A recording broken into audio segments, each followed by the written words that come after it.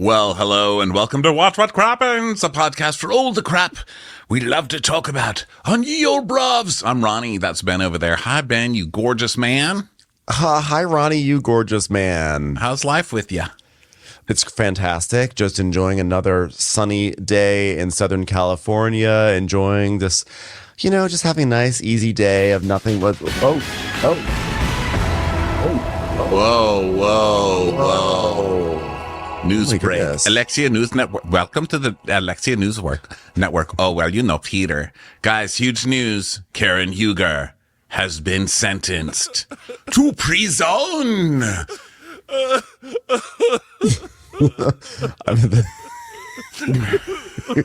Wow. A family of mourners has just arrived. They've gathered outside the courthouse. Guys, that's old Blue Eyes, the driver over there, sobbing. Bless his heart. Wow. So yeah, Karen was sentenced to 2 years in prison, which is crazy, with 1 year suspended. And I think 5 years of probation. Is that what I read in here? Crazy, crazy stuff. Karen Huger was back in a Montgomery County Circuit Court. This is from People Magazine's Dave Quinn. Wednesday, February 26th, where she was officially sentenced to 2 years in prison with 1 year suspended for her ongoing drunk driving case. We have clips from Karen arguing her case in the court today.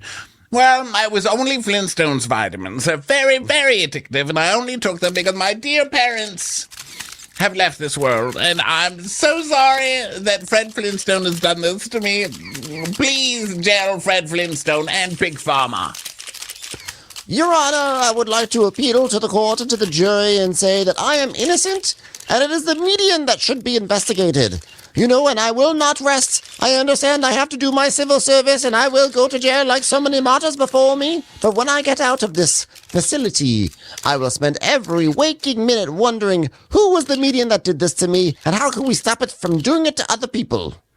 When I got out of that cop car and I said, I am lit, it was because the camera was on me and there was a light on it. And I was thanking the kind police officer for lighting me. Now, when are we going to get tests for deer running into the street? Who's alcohol testing the deer? When the kind officer asked me to say the alphabet backwards, well, of course I didn't do that correctly, because it is, as an artist, it is up for me to interpret what an alphabet even is, and I refuse to be jailed for having artistic integrity. So yeah, this was crazy. That's a long time to be in jail. People were saying it was going to be like 6 months tops. And so when people say 6 months, I thought, she'll probably get like a month.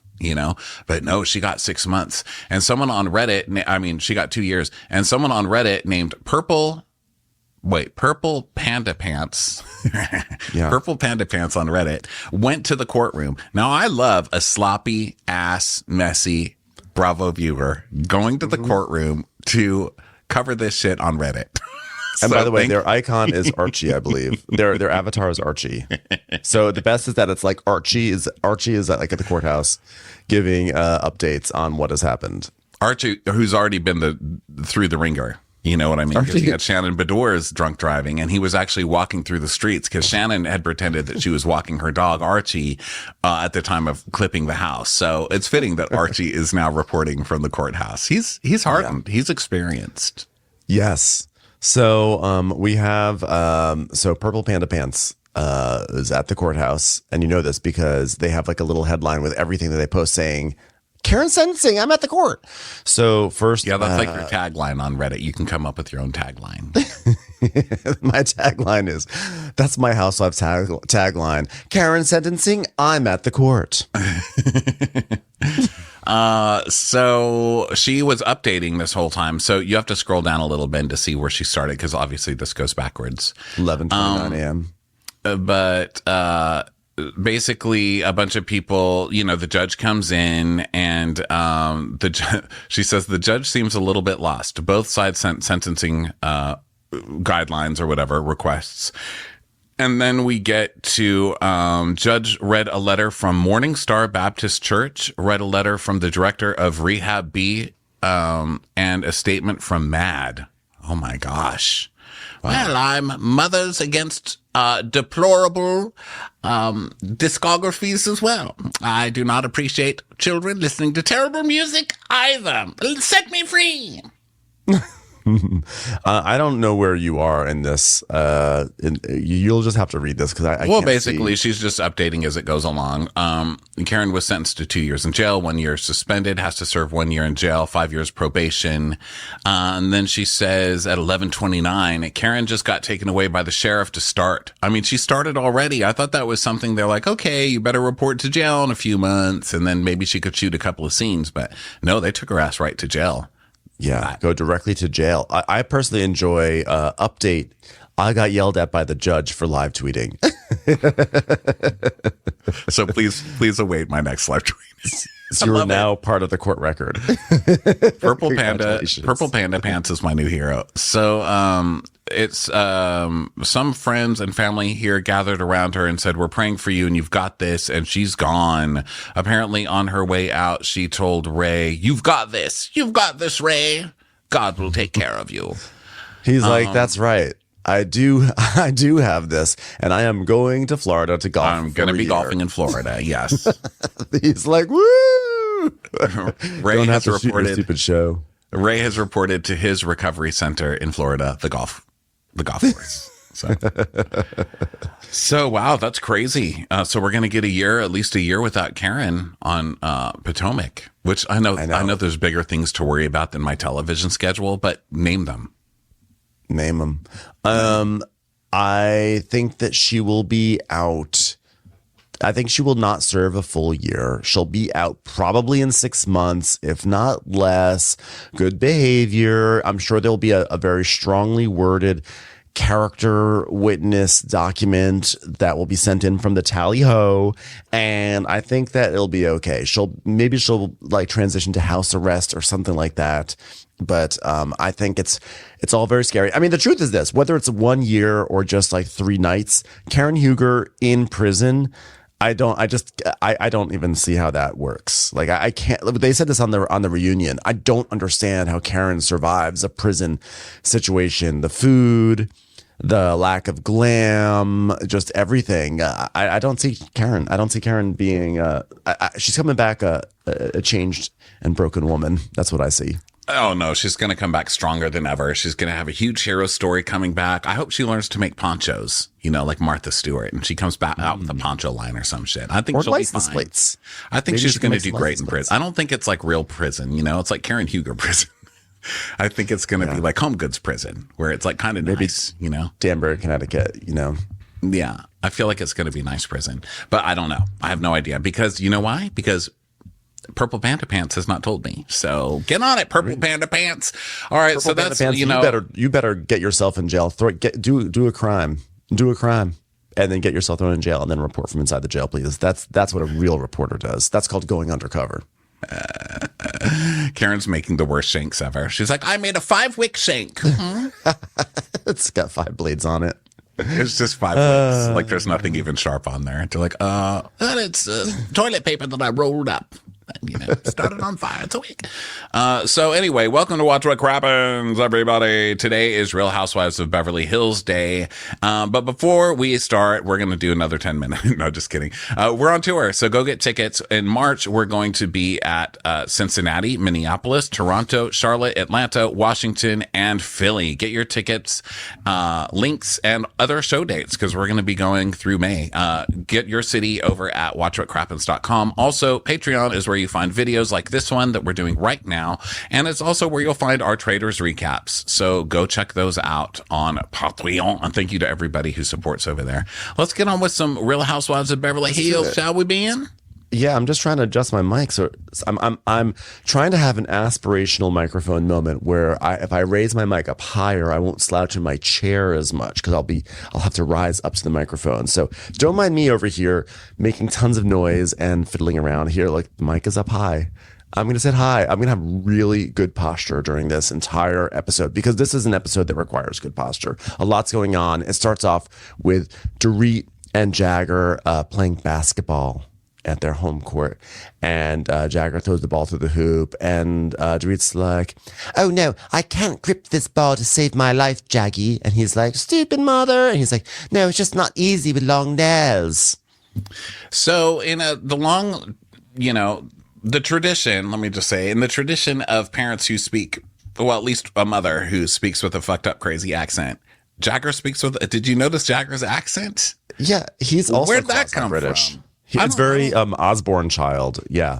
Yeah, I don't think I've ever heard Jagger with an accent because I remember him not having an accent, but I think he went to school and was like, fuck these people. I'm getting 5 accents because now he's like, it's no hold, madame, just quit the book. I was like, wow, this kid's traveled a lot. He's got the well-traveled accent that his mommy has. I wonder if they're still, I wonder if they're going to school with other children or are they still using that classroom in the house? Because if they're not socializing with other kids, then their primary accents are going to be PK and Dorit. So they're going to wind up sounding like they're from, Liechtenstein or something. Hi, is 3.1 full, baby. Like, okay, Jackie, all right, go out and play with your basketball. And then Garcelle is at some rooftop pool with someone named Stacy Mandelberg, which I was like, hey, is that my family member? And then it's like, no, it's Mandelberg, not Mandelker. And it's very like... It's your neighbors. It's your old neighbors, the Mandelbergs. Mandelberg. Stacy Mandelberg from Mandelberg Films International. So we never had a challenger in the family potato sack race until the Mandelbergs came along. Mandelker versus Mandelberg. Don't. Stacy Mandelberg is like, all right, everyone, we have a new script coming in. Richard Grieco's attached. We think we can sell this one to Paramount. Go. It's supposed to be, your mom's like, it's supposed to be a potato sack race. So Garcelle's like, all right, here's what I see. Ruining another potato sack race. Wait, what about the potato sack race? The Mandelbergs, they're your neighbors. Oh, yeah. And they were your first real competition in the neighborhood, the potato sack race. Yeah, I blocked it out because it got bloody. It's that kind of thing. Yeah. Garcelle is talking about her new film, Black Girl Missing Part 19. And she's like, well, here's what I'd like to talk about. The opening credits. Here's like, I feel like I need one beat because all we really have is a close up of the school, exterior school. So I'm going to need more than that. Flagpole? Car parked out front? Mailbox with French fries in it? Sounds great. That's it. Print. I've got an idea. Why don't we have a shot of the sign that says HBCU so we know we're at an HBCU? This is why I hire you, Mandelbaum. It's Mandelberg. Whatever. Now listen here, Mrs. Mandelker. You might have lost the last 5 potato sack races your family entered, but you're good with exteriors. It's Mandelberg. We don't mention the Mandelker name around these parts. So Black Girl Missing Part 19 coming soon. So then we go to Erica's house and she's on the phone with her mother and people are unpacking, flurry of unpacking, very inexpensive things around Erica's house for her remodel. And she's like, you're going to call my mom because everything's still in motion. Look over here. Just gaze in a flurry. All right. You're going to sleep in the bed with me because I'm not sleeping on my brand new couch. You understand me, Ma? She's like, okay. Mm-hmm. Sure. You excited to come, Ma? Sure. Looks like a lot of patterns have been installed behind you. It's sort of like vaguely kind of like some sort of quasi-British person version of India, but sure, I'll come. Thanks, Mom. How many mothers get to say they slept in the bed that Armie Hammer threatened to eat their daughter's flesh in? Can't wait. So now we have Trixie Monocle going, all I know is we gonna get it. We gonna kill it. Off we do it. We're gonna do it. We're gonna sleep with it. We're gonna be it. Come on, Paul. Come on. Give me some more verbs that we can do with it. Come on, Paul. We're running out. I just want to leave the audience confused, right? I want to just kept talking about doing it, but we're never going to talk about what we're going to do, right? So the audience perplexed. I want Mrs. Mandelker the potato sack race with the losing medal. Do you understand? I want Pennywise the clown to get mad, be like, stop saying my name. I'll be like, it's not your name anymore. It's my lyric. So we the past 2 weeks or so, 2 or 3 weeks, we have not seen anything from Jennifer Tilly, and we've been wondering where's Jennifer Tilly. So they made up for it with a super dense Jennifer Tilly episode, lots of Jennifer Tilly. So she shows up at Caviar or Caspia, and she's looking fabulous. She's got sunglasses on. I mean, like, cannot emphasize enough how much I love Jennifer Tilly. And she's like, hello, everyone. Hi. Oh, so just call me Miss Glamorama. I hear you guys have been, you guys have some ideas for the Caviar. So please let me know. You know, Caviar Caspia is like the perfect place to have a party. I love caftans and I love caviar. So I love Caviar Caspia. So they're like, well, our first order of business is how to arrange the tables. I love that she's acting like she's coming in here planning this whole party.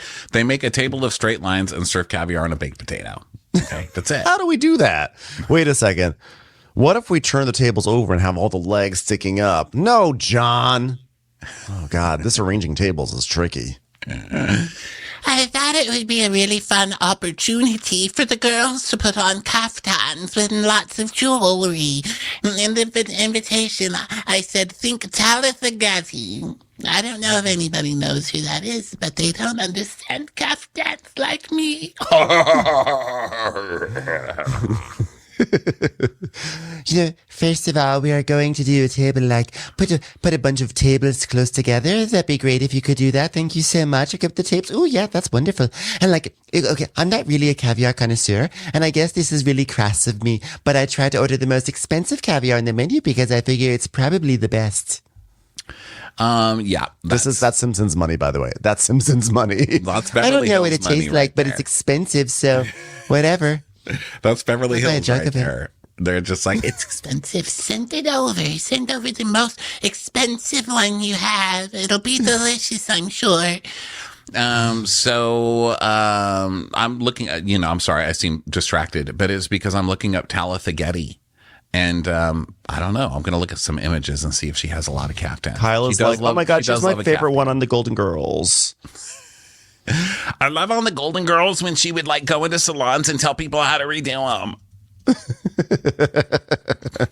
Oh my God. I wish I would have loved to have had Elizabeth Montgomery as my mother. So now she's talking about Having a long, cohesive table. Oh. Wait, Talitha Getty needs to relax. I'm looking at photos of her. Every photo she's like dead, flop. so I would call that pretty relaxed. Okay, so Yeah, she's taking an eternal nap in. She has a lot of photos of her flopped up against a wall. Like, that's her. No wonder why she's like a caftan queen. She is like a human caftan. Every photo is her like propped up on some structure. Relax. You are so right, man. You are so right. Like, With every single thing, she's leaned up against something like she's falling down. she literally looks. It's like if you took like a towel and threw it against the wall, like she's like, that's my pose. Even when she's holding her baby, she's just like, Oh, this baby's so happy. She is the most floppy person, RIP. But look, I mean, every single photo is her flopped up against something. It's wild. Talitha Getty, the model who made headlights leaning on things. It's like, it's not even, it's like every her just like, there's like one of her, like, she has a lot of photos by like stone, kind of like stone walls or structures. I'm showing there's people one on-demand video. Look, she's just leaning. Wait, they have, so this is very exciting because, StreamYard has just debuted the ability to share photos, and this is the best. Wait, look at the one there. Wait, yeah, this one on the right. You can't. Yeah, one over that one. This one. Look at her. Click it. Look at her She's below. sitting down, kind of cross-legged and leaning, and then her head's also leaning. That's pretty good. She is not a freestanding woman. R.I.P. It's time for a commercial. It's time for a Crappens commercial. I just told the model after Talitha, the model known for leaning on things. So I hope everybody listens. Yeah, The only thing I don't like are the little orange caviars. They always remind me of the little fish bait, and coincidentally, I think they're the cheapest caviar in the menu. So as long as I order the most expensive caviar, I'm actually fine. I just don't like roe. This is where Jennifer Tilly and I will diverge, because I'm a caviar slut, and I'll eat the cheap stuff. I'll eat the expensive stuff. I love it all. I will eat the cheap I don't orange. really like love it. the cheap orange shit. I don't like it, and I'm not going to pretend to just to sound fancy. I think it's gross.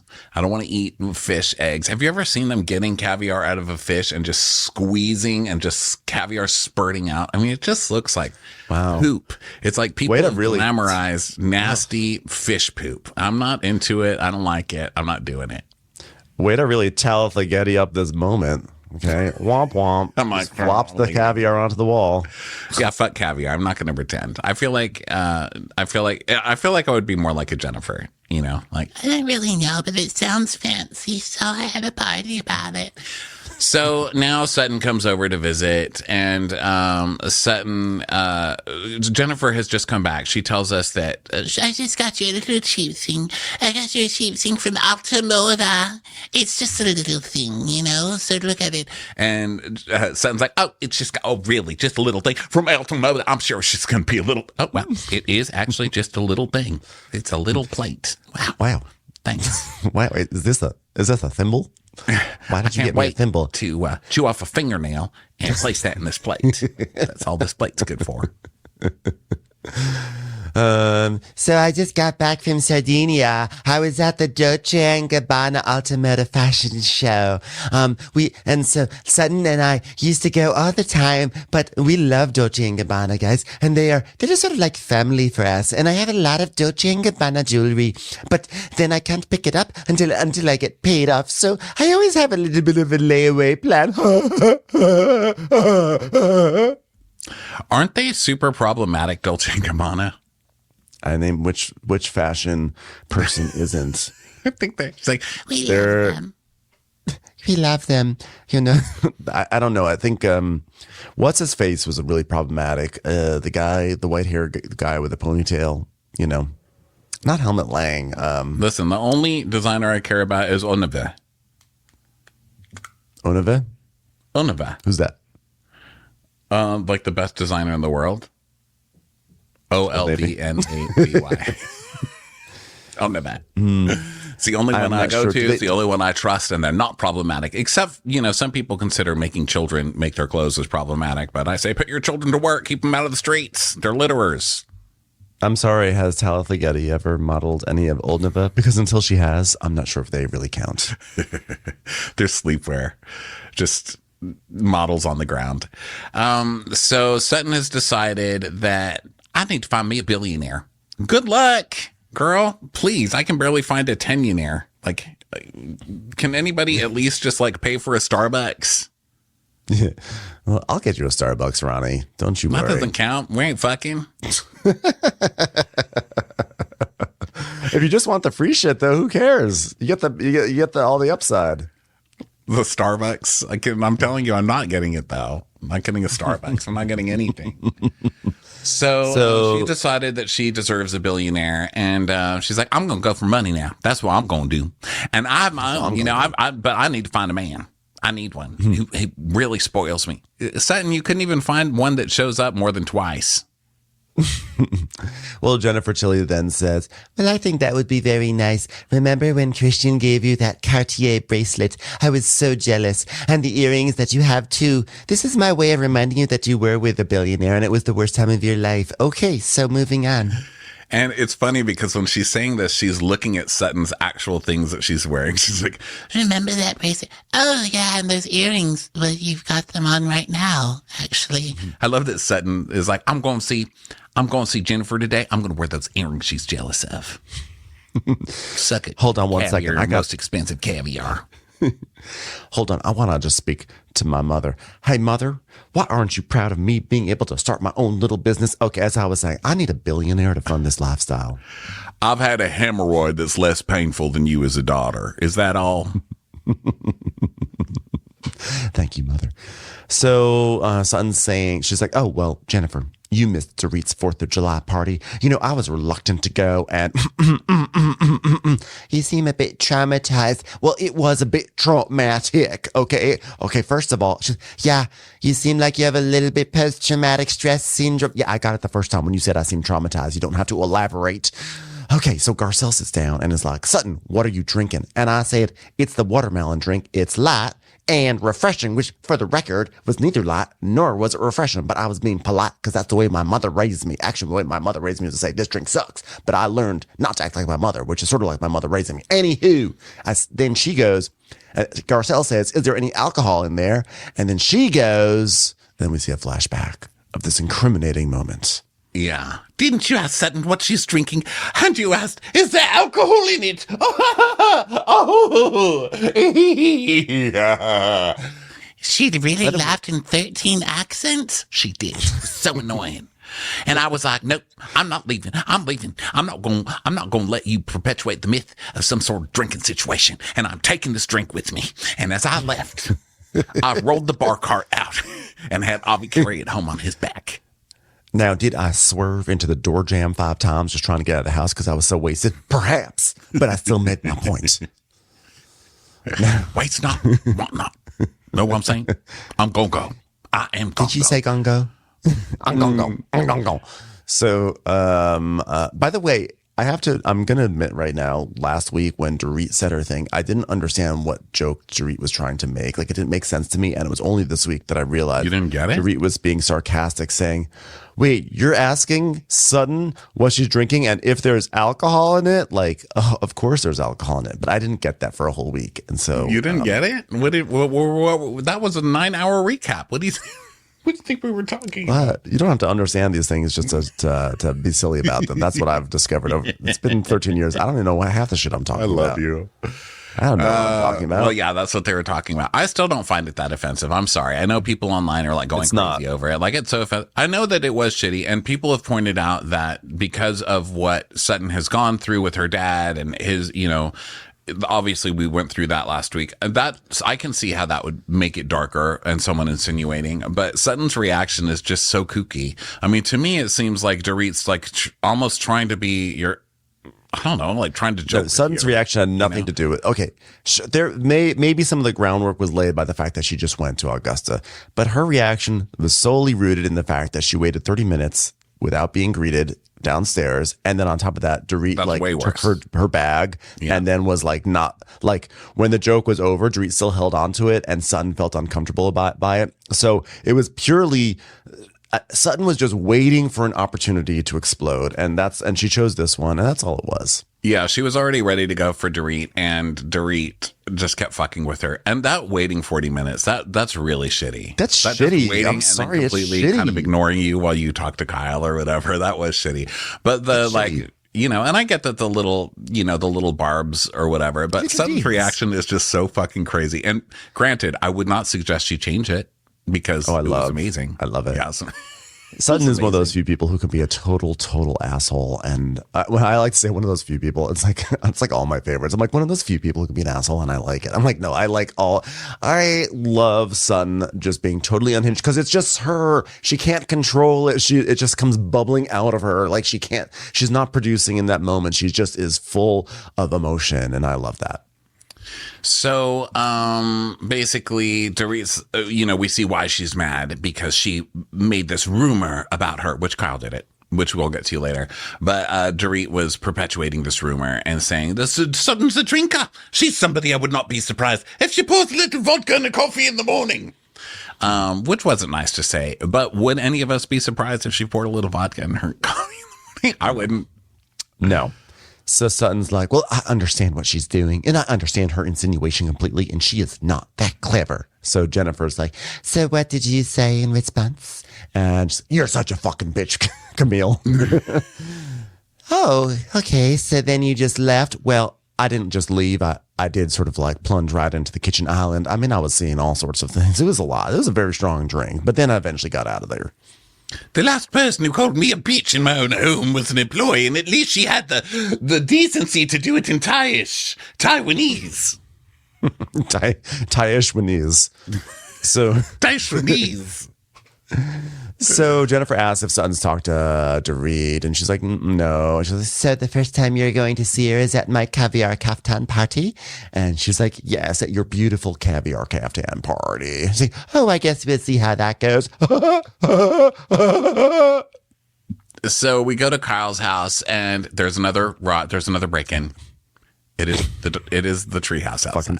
There's been another break-in in Encino, you guys, and it's the dollhouse, the treehouse. It's this dollhouse in the backyard, and the doors. Kyle's like, "Why is this door open? Who went in here?" And we see there's like disarray, everything. Here's a bigger question: why do you still have this thing in your backyard? Your children are like 16. What's happening in there? And why is PK cooking a pretend pancake? And why are there so many printouts of memes on the walls? All right, sorry, I left the door open. Yeah, I know you've told me not to do that, babe. It's like, PK. I didn't know what I was more annoyed by: the fact that we're seeing another scene of Kyle running after her dogs, or the fact that she had this miniature cottage. Like the cottage, like really annoyed me. Like, why is this here? Why do you have this miniature cottage? Why does this exist on your property? This doesn't make any sense. This is stupid. Because I think the kids were too old for that even when they moved in, right? Because they haven't lived there since Portia was like a little kid. They moved in there when she was a teenager. It's like, Portia, it's just go in there, Portia. You know, in a household full of stupid objects, i.e. the neon art in her foyer, this is probably the stupidest thing on Kyle's property. This stupid cottage. Fucking burn it to the ground. So she's blaming Storm for it. You know, Storm gets a lot of blame in this family. What does Storm ever do? And then they cut to Storm, and he's just looking at her like, fucking change it. Good luck. Ooh, I'm so scared. Storm's like, you won't give me a doghouse, but you have a cottage for some invisible child that's going to come in here someday. Grow up. He's like, sorry, I'm still not jiggy, mother. Like peas on the dollhouse. Storm definitely had like a melodramatic 1970s movie moment. There's like, oh yeah, like smoke a cigarette, knocking everything off the counters of the cottage. It's like, wait a minute, what is my mother's ring doing in here? This was stolen 5 years ago. Storm's like, God damn, she finally came in here. He's got all of her old stolen Birkins in there. It's been Storm this whole time. Man, it would be very Kyle if like all her robbed stuff was just in the backyard in that stupid cottage that no one went into because there was never any need for anyone to go into because everyone aged out of it. Yeah, it is kind of creepy to have that back there. So now somebody comes over, and let me tell you, the last Jamie that I saw come to Kyle's house with Jamie Lee Curtis, and she didn't look that excited. Like she was like really trying to work herself up for it. This guy looks miserable. This Jamie, he's like, oh God, I have to go to fucking Kyle's house today. He's like, hi. He's like twitching and like scratching. He's like, hey, I was just sleeping in my car. What do you need me for? She's like, well, I felt so unrelaxed. I have to take a breath. He's like, okay, take a breath. Okay, more space. How's it feeling? Well, I felt really weird in the beginning, but like I'm getting used to it. And it's just like, it's been like really quiet lately because Portia's in Europe and like, I don't know how to turn on the music. So it's just like really, really quiet. And it's really cold in here because I haven't been able to figure out how to close the French door. So cold, no music, bugs coming in. It's really bad in here. Here's the thing, life coach doctor / Jamie Lee Curtis. The girls have been saying I don't share anything on camera, so I brought you over to share a bunch of manufactured stuff. So please have a seat. I'm very lonely because Mauricio's out living his best life and traveling all over and having fun, and I'm stuck here. Kyle, you're traveling all over the world living your best life too with Morgan Wade. We see the pictures that you pay for in every fucking magazine that you pay to get them in. So stop pretending you're just stuck there with like a Ross Dress for Less, not even close. Kyle, you just went to Augusta, Georgia. Okay, that's beautiful. You just went to a very small airport. You just got to eat it. What was the family restaurant called? I forgot. It's called Eat It. That. Eat it. Eat it. Eat it. Eat it. But in Augusta. So Kyle's like, I mean, like, this is the first summer. I mean, the fact that he took Portia alone, I've never been away from Portia like that. And then he's like going to go and do like a guy's trip, and he like goes and lives his life and he's just like having fun. And it's just like, I don't know. Like, does Kyle just not know how to book herself an airplane ticket? Like, yeah, she does, because she travels all over the place. Yeah. Now, part of this was sad, because Kyle's always made me crazy, but I fall for it. I'm very easily manipulated. And even though I think Kyle's full of it and faking most of the stuff she does, I'm still like, oh, this is so sad. And I kind of felt bad that she's lonely, and then I remember that she's got a really hot girlfriend and kind of kicked her husband out. So, what do you want me to say? She did. She did do that. Now, the other thing is that, like, what the real story here is, Kyle is saying, okay, we have to work on our images, right? Like a divorce is not just a divorce. When you're in the public eye, it's also a battle of public relations. And her public relations, like, her angle is, I'm just home and I'm alone and I'm just trying to, like, because people think that she cheated, right? People think she cheated, and she cheated with Morgan Wade. So she's just going to be like the healing and working on myself, doing that whole thing. And he's just like, woo, skiing, banging hot girls, going to parties, going off to the Riviera. And she's like, this isn't right, because I have to do the sad thing for my public image, and he gets to do all the party stuff. Like, I want to do the party stuff too. I'm liberated from this guy. I get to live my best lesbian life now. Yeah, that's true. She should be able to be living her best life. And it also sucks because, while I do believe that she probably was cheating or whatever with Morgan, I also believe the stuff about Mauricio, DMing people on Instagram and all that stuff. Yeah. So I don't believe that I don't believe that he's some victim in all of this. She's not the first cheater. Yeah, and I believe the stuff where she's like, I needed him and he's not around. Like, I do, I feel for her, I guess, and all of that stuff. But I also believe that you never tell a man who you think is cheating, you know what you should take? Some space. No, that's not what you say. You change all the PIN numbers on all of the... on all of the bank accounts, and you get everything frozen. You don't just say, go. Listen, any man who is worth, what are they worth? Like tens of millions of dollars at this point after the agency. I mean, they're rich. You never tell a man with a new lease on life, because he's newly rich, to just go explore and have fun. No, it's not what you do. Tie him down, break his kneecaps. That's what you do. You find out that man's been DMing people on the Instagram, break his kneecaps. Yeah. Kyle's just like, I want to be out there. I want to party. But if I do that, everyone's going to get mad at me. So that sucks. And but she is doing she's that. Basically she's just pretending on the show that she's not doing that. I guess because she's kind of grounded on the show because they're shooting right now. But she's the one who puts out all these pictures of herself partying all the time and going all over the place with Morgan. So I'm not believing her. Like, I don't even leave town. I'm just working so hard on, all that stuff that I'm doing. I'm doing a film version of Kyle by Shahida, and, it's been really, really rough. Origin story. Okay. It's called Kyle Leah Perez. Commercials. Here comes one right now. So Jamie she's like, well, why can't you live your best life too? She's like, I can, but there's like a little part of me that says like, I move on. What happens if I move on with somebody new? And then like, what if he's like, okay, I went and sowed my wild oats, or like whatever that expression is. And and he wants to come back. Yeah.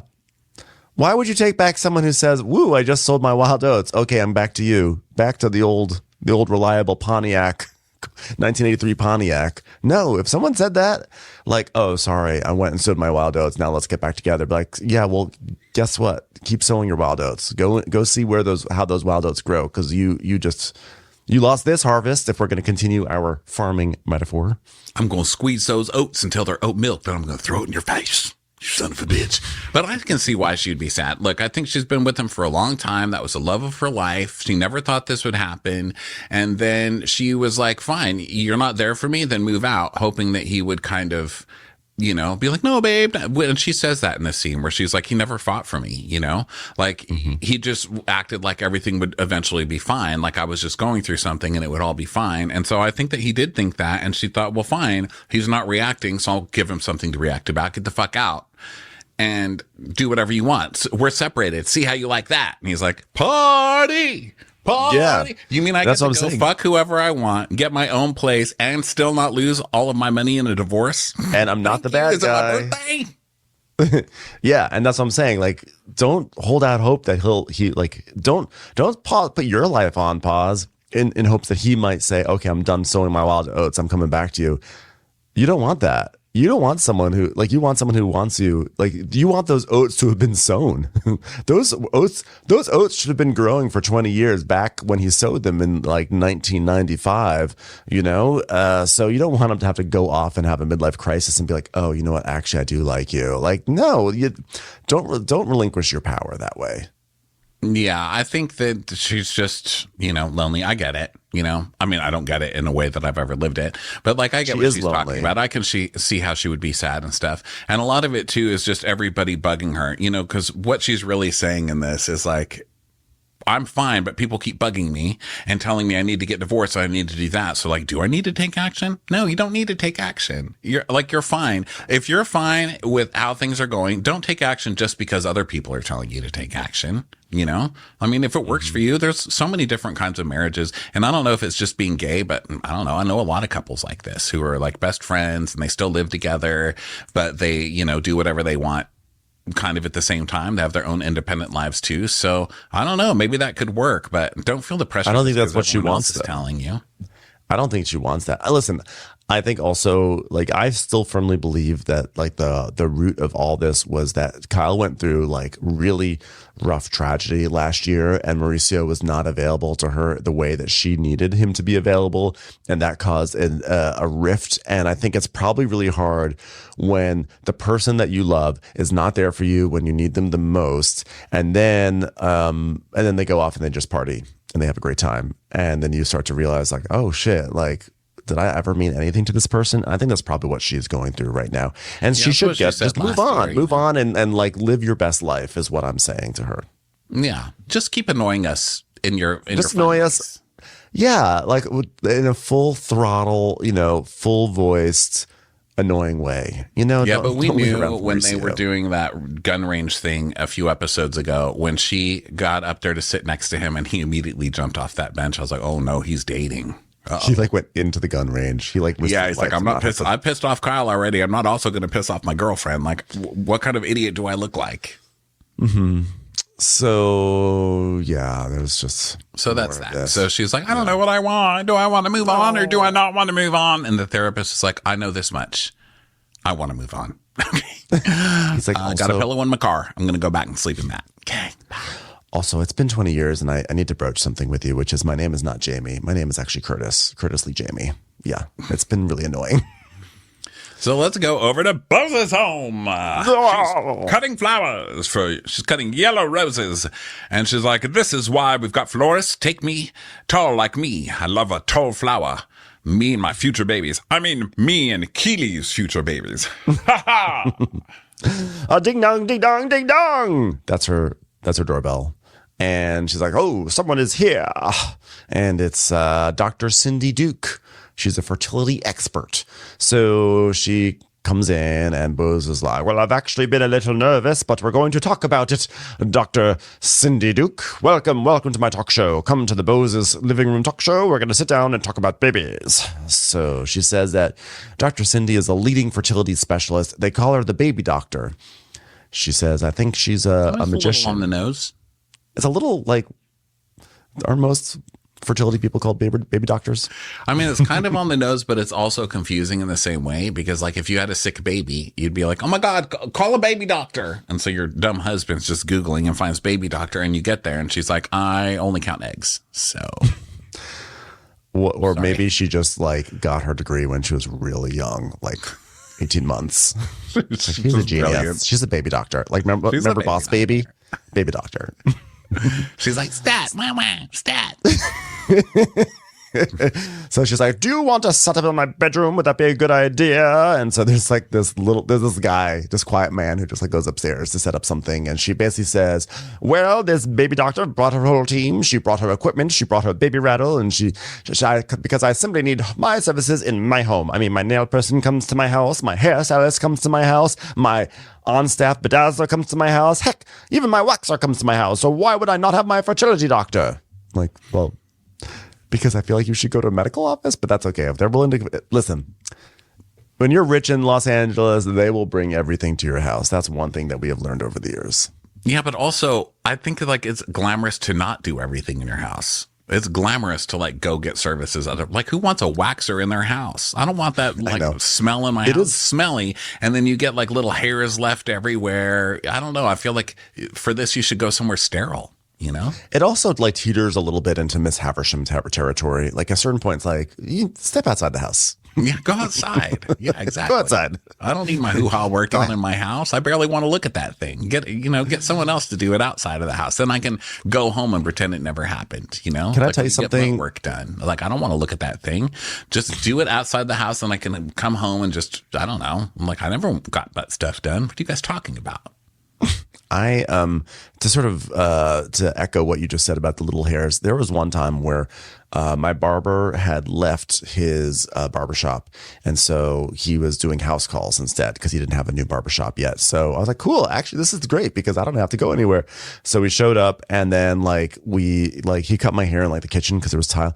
There was hair everywhere, even with like a little blanket down. It was awful. Like, some things should not be in the house. I know that a lot of people get their hair cut in their home, like that's a thing, like especially barbers come to our homes, but it's messy. Those little hairs, they find a way to get everywhere. Yeah, they really do. So she doesn't care. I blame She's going to Bozza. get it in her house. She's like, I get a car wash in my living room. What are you going to do? I can afford it. Well, Dr. Cindy Duke, you'll meet Keely very soon. He's on his way in. Okay, hello, eyes up here. Stop playing with that tower of rings over there. Okay, thank you. We're thinking about starting a family together, and you know we're both very mature. I'm 47, he's 48, and I've been pregnant twice. I've lost my first daughter, and I had complications when she was born preterm, and Leah, my living daughter, was also preterm, so I am nervous. And, she's talking about how it's scary, but it's especially scary at this age and stuff. And then Dr. Cindy's like, do you have any peas to go with my mashed bananas? Because it was a long flight. Dr. Cindy's like, before we go any further, I have on my schedule here that at 1:12, a plane is supposed to be coming into the hangar. Okay, and the hangar is ready for the plane. So my mouth is open wide. So Keely comes over, and they make niceties, and Buzz is like, well, here's what I need to know today. Are there eggs up in there? Are there eggs? And are they up in there? Tell me about them. How many are there? Are any of them talented? Do any of them show business acumen? Get on it. Have any of the eggs created a PowerPoint for this experience? So Dr. Cindy is like, well, as we age and as we cross 40, which as we know is 39 years ahead of me.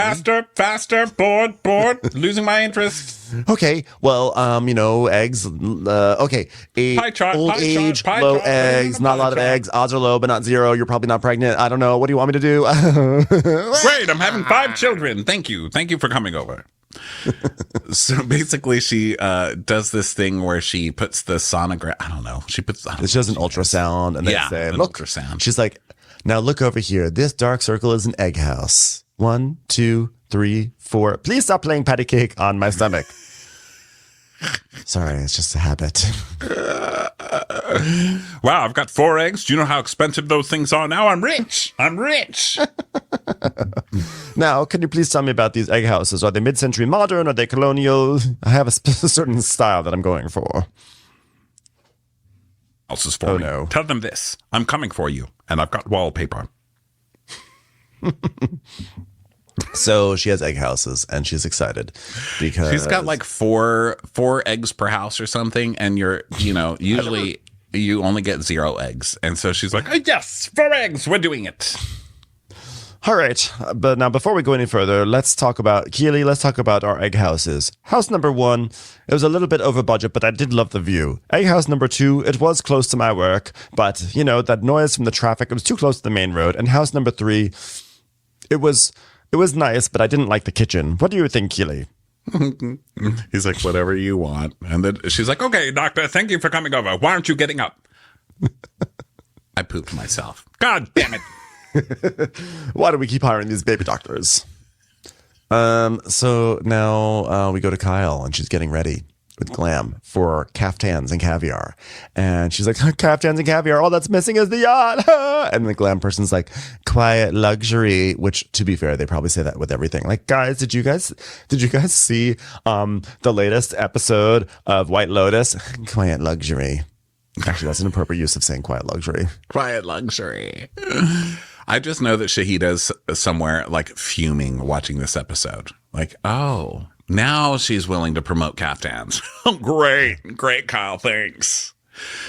So then over at Dorit's house, she's also getting her glam done, and they are doing that stuff on your nose, that contouring stuff. I'm like, are you purposely getting a carrot for a nose? Why is your nose a pencil? Carrot nose.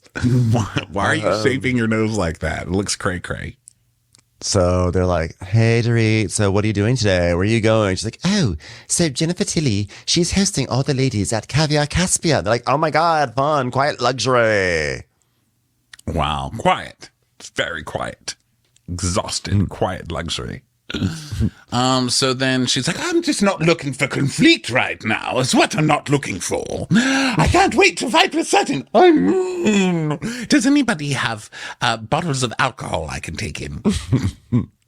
Meanwhile, over at Sutton's house, she's talking to her glam team, and she goes, well, Jennifer and I have been going to Caviar Caspia for a long time. And we see a photo of them going there in 2020. And she says, Caviar Caspia is best known for its twice-baked potato that has a ton of caviar on top. And then we see her with a potato. And so one of the few ways you can get people on Beverly Hills to eat carbs is by loading caviar on top. She's like, I prefer the Osestra, but the most expensive one. But somebody like Poor Reet would get the cheapest one, which would be one of the red roe caviar that you get on top of sushi sometimes. You know, not even the good sushi, like the sushi stop sushi. You know what I'm talking about.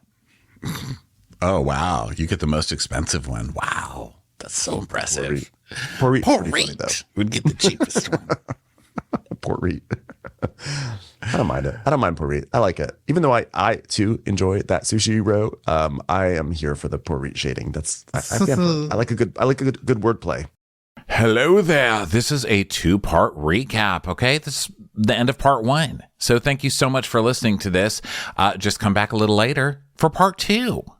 Watch what Crappens would like to thank its premium sponsors. Ain't no thing like Allison King. Our way is the Amber way. It's the Foster and the Furious. It's Amanda Foster. It's always automatic with Ashley Auto. Ashley Savoni, she don't take no baloney. Put your hands together for Carly Clapp. Catherine DiBernardo has our hardo. Get on the right foot with Chrissy Offutt. Dana C. Dana Do. We never miss her call. It's Diane Call. Erin McNicholas, she don't miss no trickolas. Jamie, she has no last namey. You'll never hide from Heidi Eleanor Jones. I go, you go, we all go for Hugo. Hava Nagila Weber. We could all learn from Jennifer Kearns. She's our kind of mess. It's Jennifer Messer. Sip some scotch with Jessica Trotch. Knock, knock, knocking on Katie Mannock's door. She's our favorite streamer, Caroline Peacock. Kristen the Piston Anderson. Get a bee in your bonnet with Lacey B. Bringing the funk, it's Leslie Plunkett. She gets an A from us. It's Lindsay D.